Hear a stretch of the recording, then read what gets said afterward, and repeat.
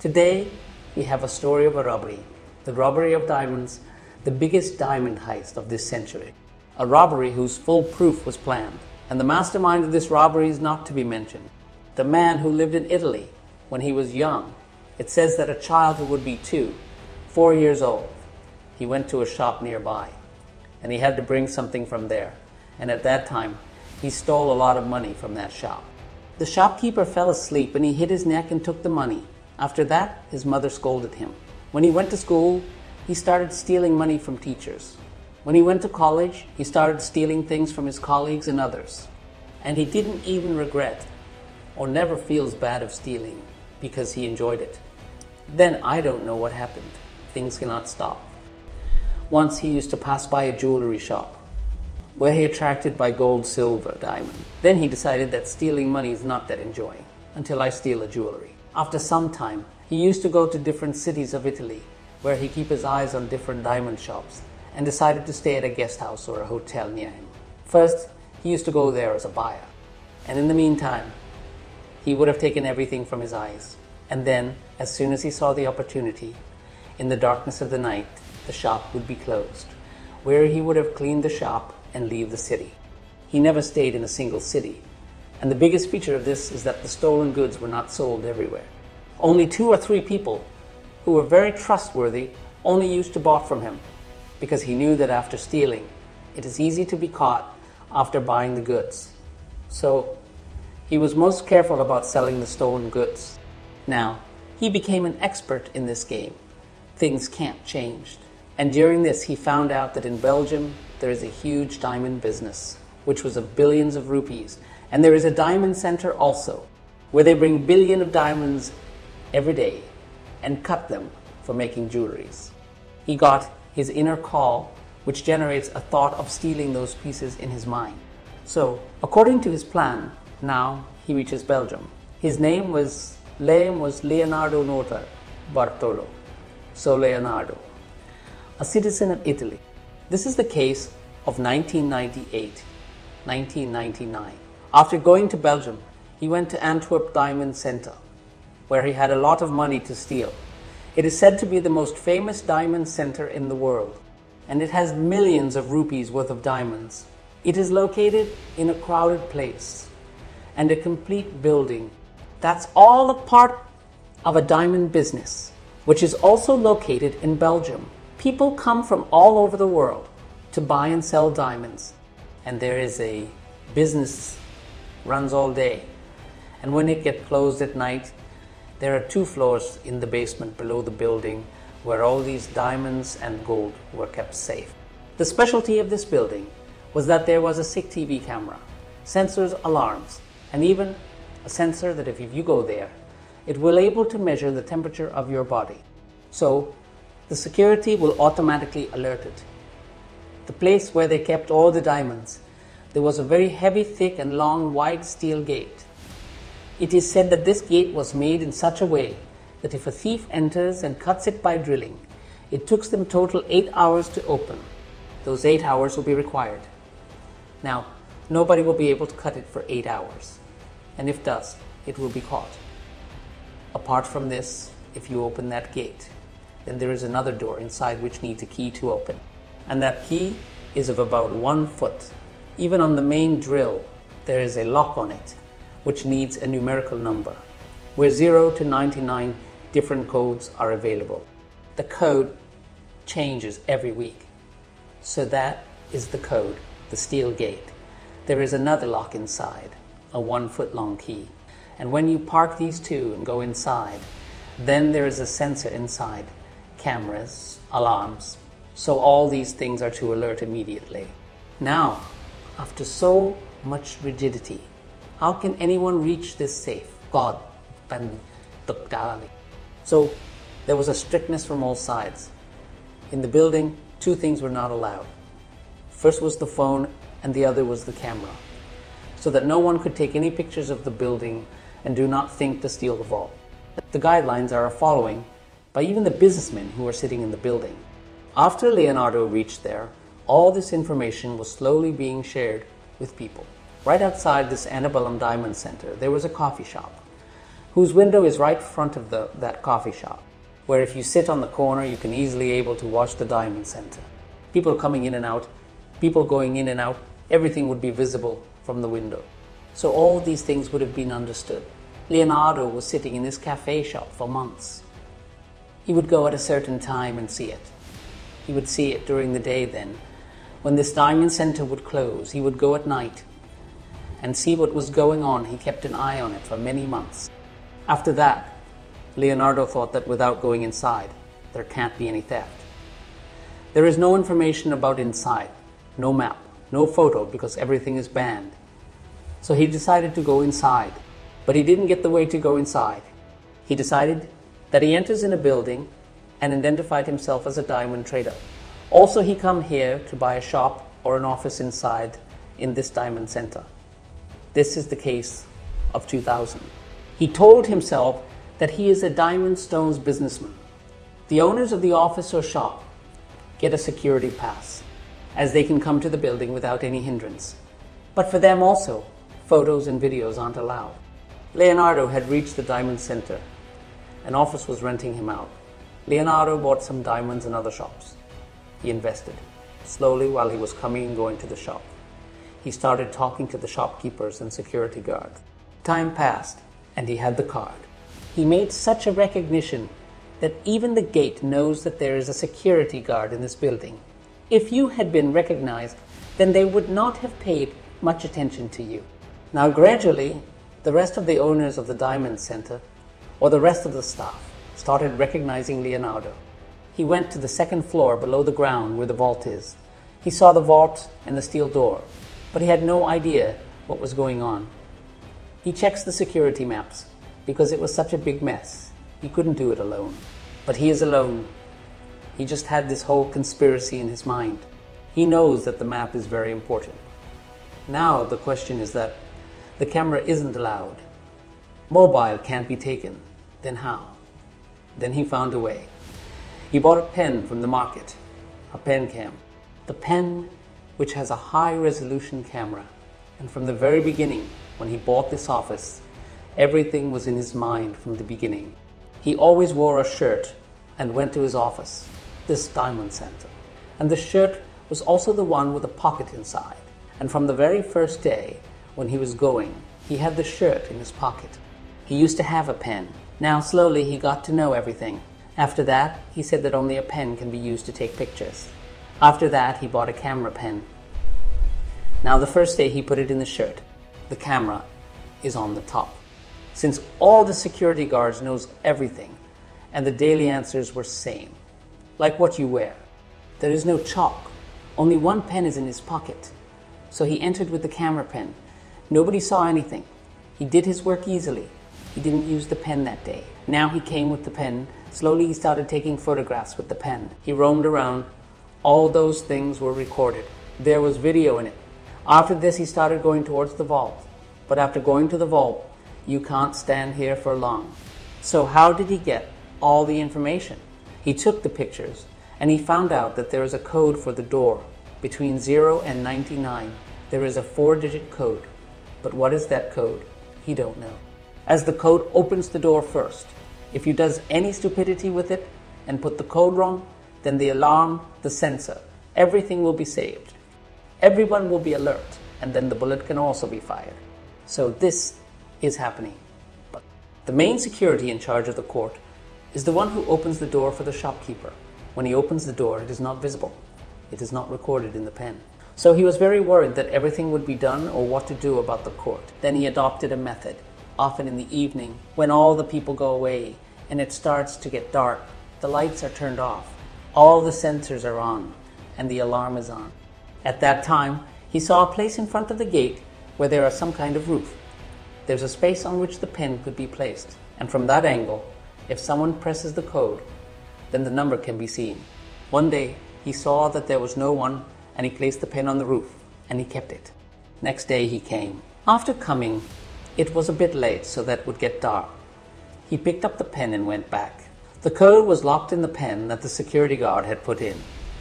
Now this also happened. Now slowly, he got to know everything about him, where he is and who he is. Now he felt that the rest of the people should be involved in this work. After this, he started looking for such people. He met 4 people, and they were experts in different fields. He told them about his planning, and they agreed to do this work. He had the code name of these 4 people. You might remember many. He's like the name of the city. He had different names for each of them.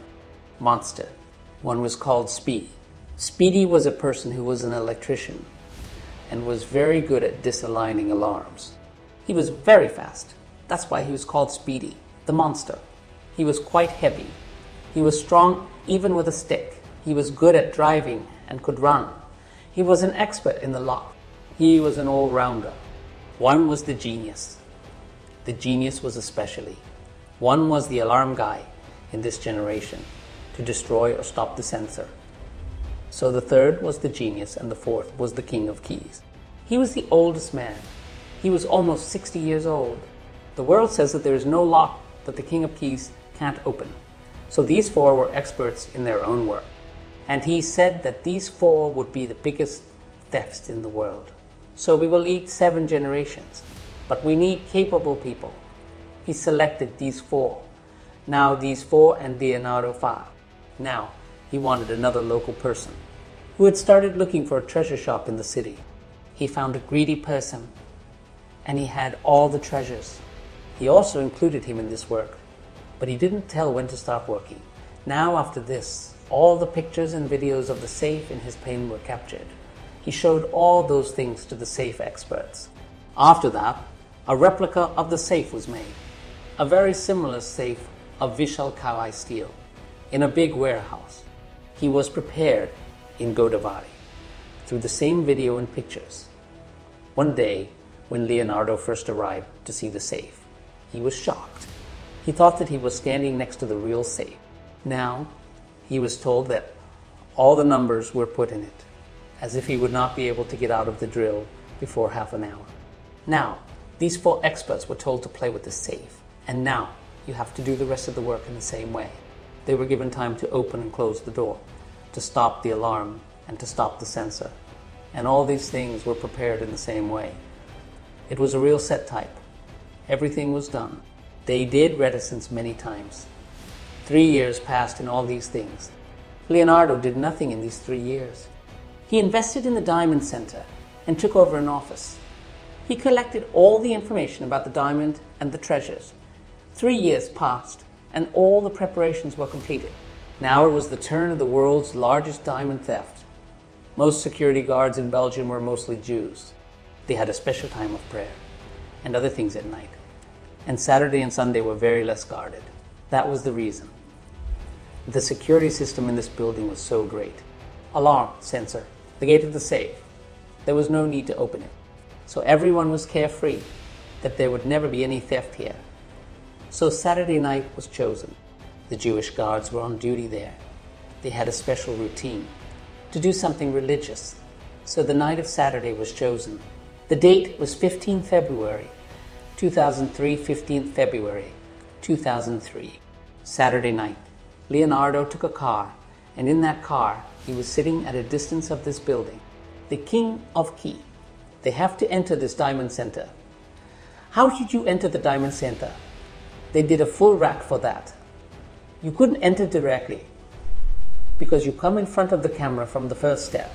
There was a building exactly in front of the diamond center, and the distance between the buildings was very less. There was a pipe on that building to enter this building. So they went to the second building, and from that building, with the help of that pipe, they reached the balcony of this diamond center. After reaching the top, they have to enter.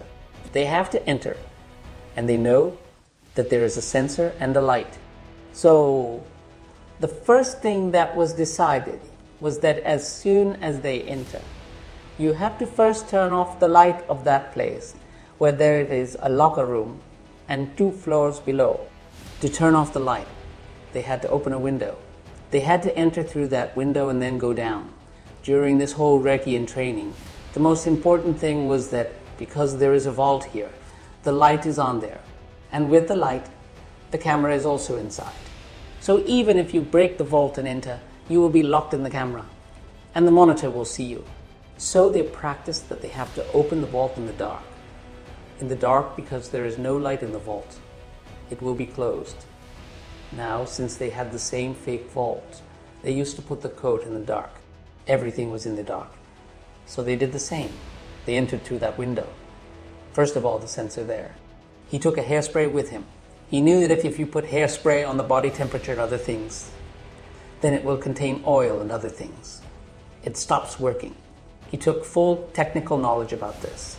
So let's go inside first. The first thing was, he didn't bring his face in front. There was a camera. On that camera, he had a bag in his hand. Put it on that camera. The camera was shut. They entered the room. They couldn't see anything. As soon as they entered, the hairspray they brought with them, they put it near the sensor. The sensor stops working. They do it with the alarm. Then they go downstairs. There was a box in front of them which they had already rehearsed. They knew the code through the pen. They opened the safe with the code. But the question was that there was another door inside and a key of 1 foot. The king of keys was ready for him. He tried a little. There was no lock in the world that could not be opened. That door also opened. After this, they enter inside. There is a sensor inside and an alarm. They were very quiet, without coming close, so that they could be blocked by the heat of the body. So they kept themselves away and sprayed the body. They blocked the body as well. All the systems that were of alarm, they made them useless. And now all the lockers were inside. They started opening the lockers. He took out all the gold and diamonds from the locker. He also brought his bags. He filled them in. It took about 60 minutes to complete it. After 60 minutes, they left. They went down the same balcony. Leonardo was waiting for them in the car. They reached with the bags. We sit in the car and leave from there. After leaving from there, we plan. No one knows what is going to happen. After leaving from there, all of you go towards the highway, so that you go away from this Daman city center.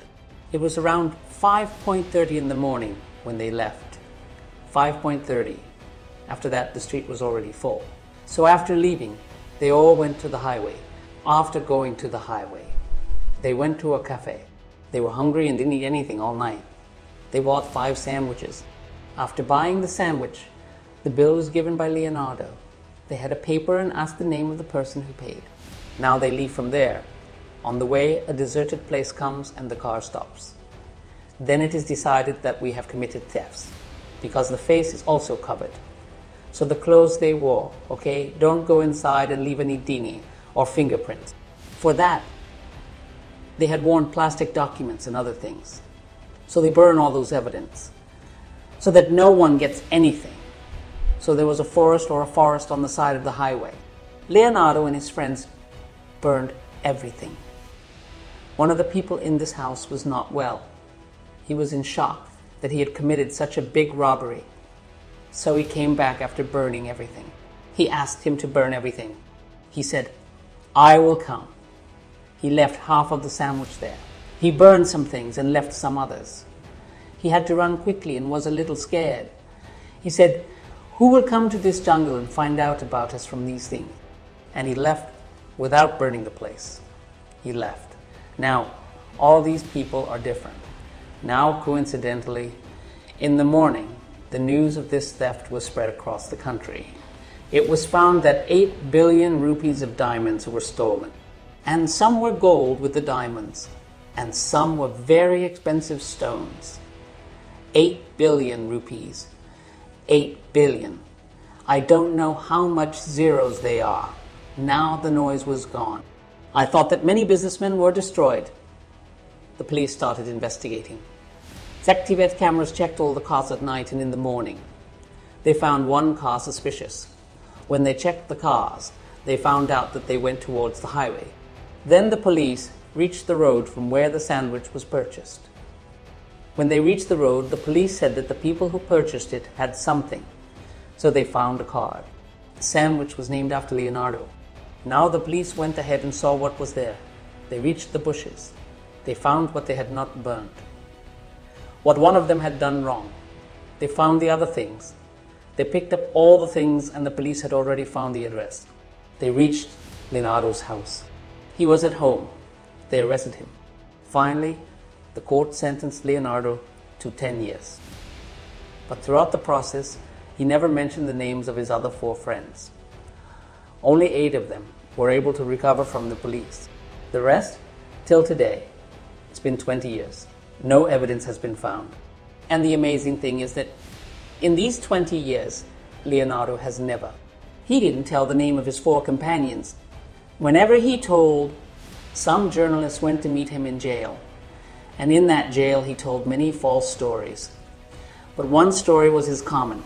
He said that he won't tell anything about his 4 companions, but he will tell their names. And whenever he tells names, he tells them Speedy, Monster, Genius, the King of Keys. He had kept this nickname, like he was in Money Heist. Later, he said another line. When it was said that you have stolen 8 billion, he said, no, I was 18. 20 million at that time. I want his diamonds, but I did not steal it. He said that a big diamond businessman who had his own shop in this diamond center, where a diamond worth lakhs of rupees was stolen. And on the other hand, he could claim more money from the insurance company, although the truth of the allegations never came out. But the truth is that today Leonardo has come out of his punishment, but there is no sign of the 4 friends. Where are the other diamonds? There is no sign even today. And what happened to those money? There is nothing about it even today. It is said that this is the biggest case of diamond theft in 21st century.